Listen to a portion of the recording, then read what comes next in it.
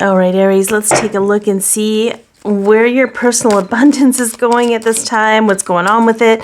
Because we're in Gemini and there's so much Gemini stuff going on, Jupiter in Gemini, the new moon in Gemini coming up, I'm going to give you two paths to abundance, okay? So overall, okay, we have some kind of resolution. Sorry, I have to get this dead center, which I really love because I really feel like, yeah, oh, interesting that we have spring and we're still in spring, okay? Not for much longer, but there's a resolution coming. So if there is something that you've been struggling with financially, waiting for something to come in, waiting for something to reconcile, it's going to reconcile. Now let's take a look. This is a general reading. Take what resonates, leave the rest. Some of it might be for you. Some of it might be for someone else. We're going to take a look at the two different paths that you can take or could take. Also, you might toggle in between the two pathways. So you might, you might be experiencing a little bit of both, okay? There's no right and wrong in this. And let's take a look at this path to resolving. Okay, there's some sort of maybe new ideas that are coming, okay? Or there's some kind of epiphany you're having in regard to money. All right, there's something being balanced out karmically. All right, that makes a lot, yeah. And whatever, I feel like once things pop off, they're going to move very quickly. Now, it doesn't matter if you're a sun sign, moon sign, rising sign, or Venus sign. We have the death card here on the bottom, which tells me that something has come to an end. Whatever cycle you're in, perhaps where you've been struggling financially, maybe not feeling very empowered in your life due to the financial instability, whatever that looks like, I think something new is going to come to light. I think that this karma has already been balanced in a lot of ways because this death card is here with this 3 of Cups. Wow. And the Wheel of Fortune. With this 10 of Pentacles and 10 of Wands, I feel like there may have been some belief systems that you were struggling with. Maybe your family, you come from a family of have-nots or poverty consciousness or whatever that looks like. So I think that things are going to be resolving for you at this time. Okay, for whoever resonates with this path, I want to see what Spirit has to say advice-wise for how you can navigate this energy, because I feel like so much of it is, and especially for so many people at this time, so much of it is not about controlling things and trying to make them happen. I think a lot of things are happening for us, even though they feel like they're happening to us. So what is Spirit's guidance for you? Oh, look at this. I love that we have love, because truly, I don't know if this is centered anyway. Truly, love is at the core of everything. And love and abundance are they're in the same frequency. They're in the same ballpark. They work so beautifully together. And there's something about the green heart chakra. There's something about Gaia's gateway. Access Earth's inner with the dragon. That's interesting. Okay. I think we're in the year of the dragon for the Chinese New Year, Chinese year. Okay. I think, oh, look at this. We have abundance. Move with the flow of abundance around and through you. I think some of you know on some very deep level in your own inner wisdom that things are going to shift very physically for you. I love that it says access Earth's inner wisdom. This is not some just energetic thing. This feels very physical in translation. So I feel like you're going to physically see a change in your life sooner than later. And it's interesting, like the resolution has him cutting off one of the heads of the snakes or the dragon or whatever it is. So I think the pathway is actually going to be quite clear. I think things are going to move very quickly once things shift and balance. But you're meant to really just lean into love and trust your own inner wisdom. Okay, let's take a look at the secondary path here.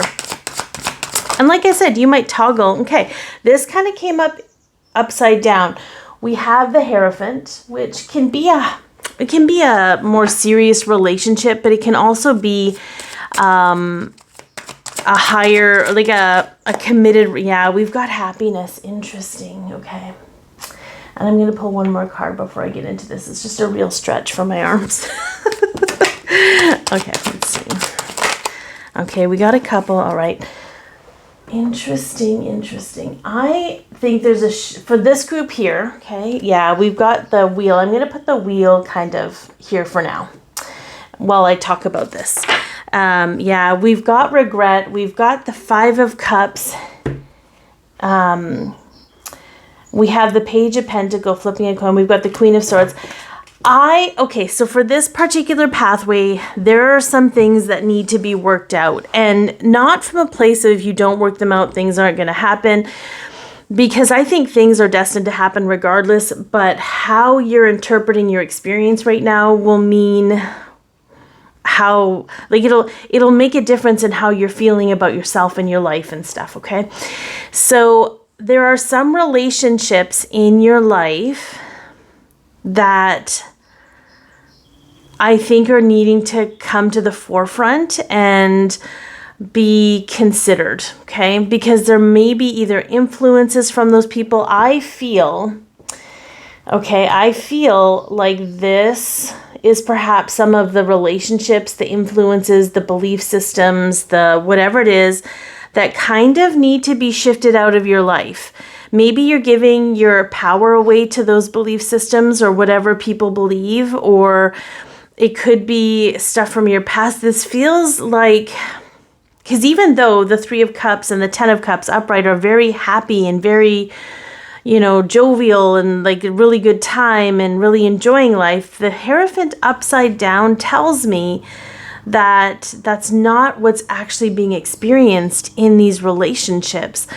And I think it makes you feel less abundant. So for example, like maybe you have people in your life that are very defeatist, like the rich get rich and the poor get poorer, or you have to there's like a superficiality or a material wealth that brings value, right?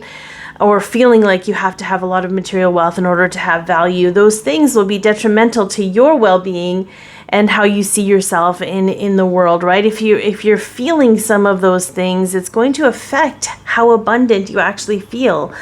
And so I think there's definitely some kind of awareness that needs to come from these experiences. Are you genuinely having a good time? And we're not meant to have a good time all the time, but are you at times when you would really expect to have a good time, are you really having a good time? Are you really truly happy? Because your happiness and that alignment to that happiness, okay, that's really bringing in that feeling of abundance for you. Okay, let's see what Spirit has to say, because I want to be really careful about making people feel like they're responsible for everything that happens in their life. I think there are some things that we have to go through just to free ourselves from our own trauma and wounding. And it has nothing to do with how valuable we are, worthy we are, how much we're able to receive. I think we're dismantling a lot of that right now. But strong belief systems can kind of put you in a vibe that makes you feel awful and maybe compounds the fact that something hasn't manifested for you yet. Okay, let's see. Oh, right. So for Spirit, we have power. Like, remember how powerful you are. Don't give your power away to people. Yeah. Lean into happiness. I'm gonna have to get a third one over here, but that's all right. There's power in happiness for you, Aries. There's power in that. And while look at that, we've got release on the bottom. While I appreciate you can't be happy all the time, I think that's a misconception that just brings out shame and guilt or judgment if you're not happy all the time, as if you've done something wrong. But there's power in what makes you happy. So if things aren't making you happy, that's where you have the power to and the courage to actually release those things that don't make you happy, okay? Give yourself permission to live a happy life. Even if those things, new pathways, consider whether you're happy on your current path or not, okay? It's you with you. I'm going to quote my friend Colleen about that.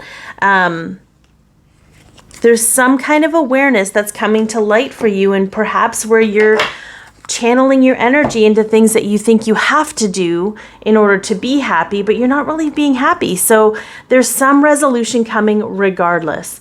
And I think this is a very powerful place for you to be. And I hope that this has helped.